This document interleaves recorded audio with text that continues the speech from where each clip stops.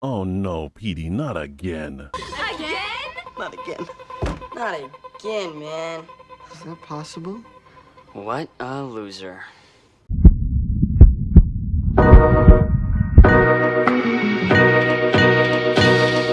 So if you haven't heard, according to Mint, Mother Jones, The Globe and Mail, Hindustan, MSN, Mediaite, Petey did it again. The only difference between this time and last time is this time he knew exactly who was going to be in the chat. But of course, it's okay if you share Yemen attack details, as long as you keep it in the family. This time he had his wife, his brother, and personal lawyer, all gaining access to the details of a Yemen attack. So hold on, let me just give you guys a few details here so we can keep on going. Because I genuinely think that he believes that the problem was last time that he just let a reporter in. So here's what it says. Defense Secretary Pete Hegseth reportedly shared classified details about U.S. military strikes in Yemen via a private Signal group chat that included his wife and brother, according to the New York Times report. The revelation comes on the heels of claims by the Atlantic editor-in-chief, Jeffrey Goldberg, who previously said he was added to a Signal group involving top U.S. secretary officials discussing operations in Yemen.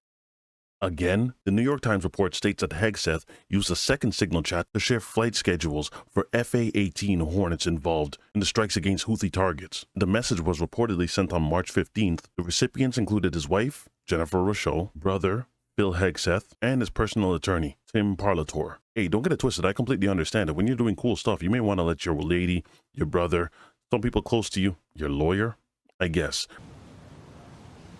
Right. But you may want them to see the cool things that you're doing or getting ready to do. Here's the only question I have. Did they have classified access? Because if they have classified access, okay, cool. But why are you doing it on Signal though? Is this that whole, it deletes in 1 week or deletes in 2 weeks, so FOIA requests can't really go out? His wife, Jennifer Rochelle, former Fox News producer, is not employed by the Defense Department. Though not an official, her inclusion in a group with such sensitive information raises concerns. However, on the other hand, Phil Hegseth and Tim Parlator reportedly hold positions within the Pentagon, though their access to the type of detailed operational data shared by Hegseth has not been officially confirmed. So, still up in the air, so they might pass. Hey, what do I always say? I'm a sucker for the comments, because if this is true, do you know who the last guy was that was in charge of defense? This guy.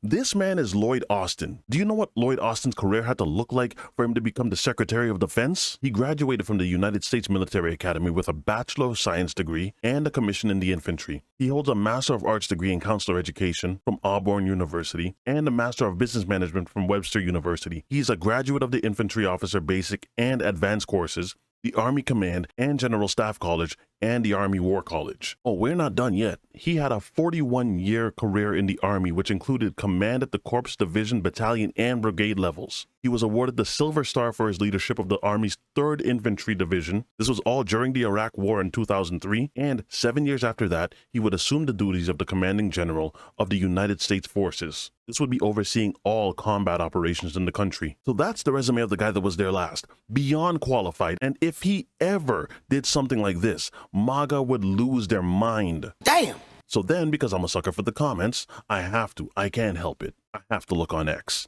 because I already know what's going to happen.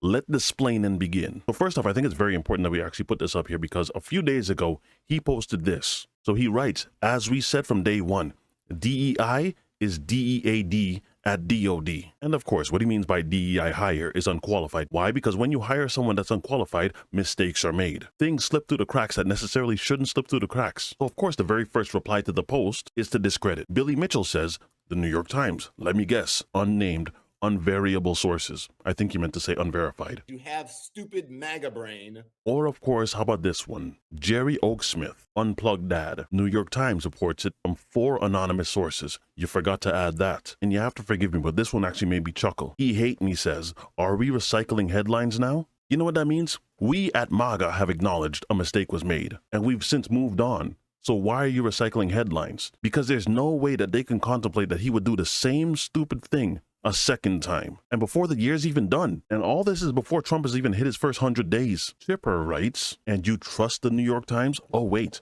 they do the exact same slant that you do. Bogus report. Where's the actual evidence exactly? You know what's sad to admit though? I think even if evidence came out, all the evidence in the world, they would just shrug their shoulders and say, well, it doesn't matter.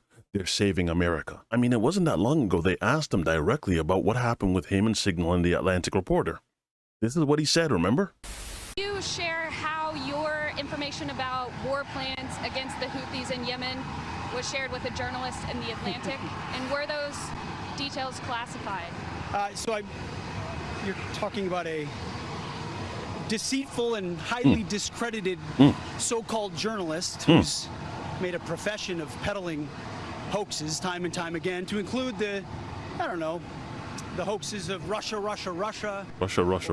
People on both sides hoax, or suckers and losers hoax. So this is the guy that peddles in garbage. Deny, deny, deny. Never say die. But of course, why would I ever be surprised at any of this? Because the man on top, he's well known for, you know. But remember, when they asked him about this, his response was, Hegseth is doing a great job. Why would I get rid of a guy that's doing a great job? Should Secretary Hegseth consider his position over the signal? Hegseth is doing a great job. He had nothing to do with this.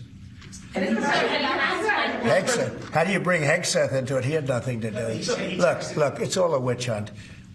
Here we are talking about some of the greatest business deals ever made. The greatest companies in the world are moving into the United States, and you want to ask about whether or not Signal works. I don't know that Signal works. I think Signal could be defective, to be honest with you.